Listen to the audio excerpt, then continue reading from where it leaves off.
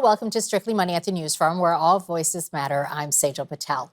We are in the midst of the greatest transfer of wealth in modern history, and yet a majority of families are not prepared for the transition of wealth, power, or even values. Well, this is where a family charter can make a difference. It's a document that essentially codifies a family's mission statement. To discuss how it works and how you can create one is Richa Arora. She's Senior Family Advisor with KPMG's Family Office. Richa, thanks for coming on today. Thank you, Saijal. It's good to be back. So some call it a family charter, some call it a constitution, or even a family shared purpose. But this is something that's expressed in writing, right? So explain why it's important. Yeah. So I like to say a family charter is like a bridge to a family's future. It lays down the key approaches, principles on how to communicate, make decisions, resolve conflicts, and navigate transition. And very important, especially as families look to discuss sensitive issues, and it creates better accountability and really helps to unpack individual voices between the different family members. Okay. So explain to me then, Richa, who it's for. Does everyone need one, or does certain circumstances warrant it more than others? Yeah. So family charters are typically created by families that have significant wealth or are looking to navigate a transition ahead.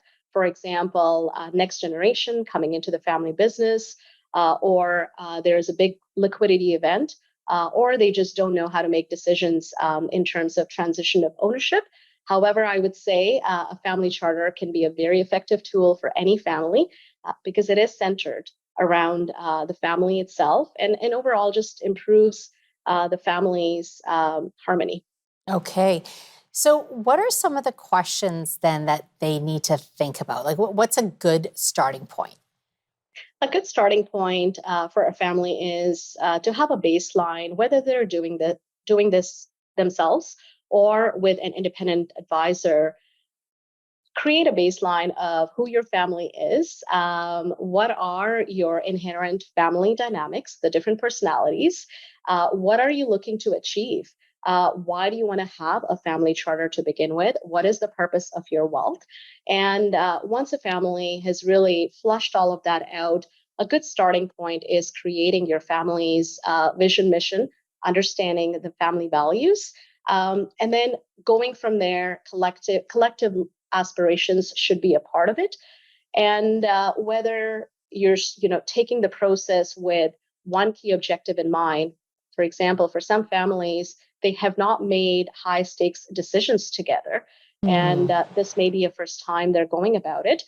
Make sure that a decision making framework is a key component of your family charter. So it should be really needs dependent, but with the family dynamics in mind, and making sure that you're engaging every member of the family. Richa, you hit on something that's, I think, really important that I find is missed is the values piece, right? Because when you have different values, I find that tends to be the source of conflict. So it's really important to get that, I guess, a discussion around that. How do you navigate that?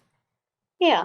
So for families that take this process upon themselves, if there's high emotions involved, it does help to slow down the process. If it's a family leader, sit down with each family member and make sure that you understand where they're coming from.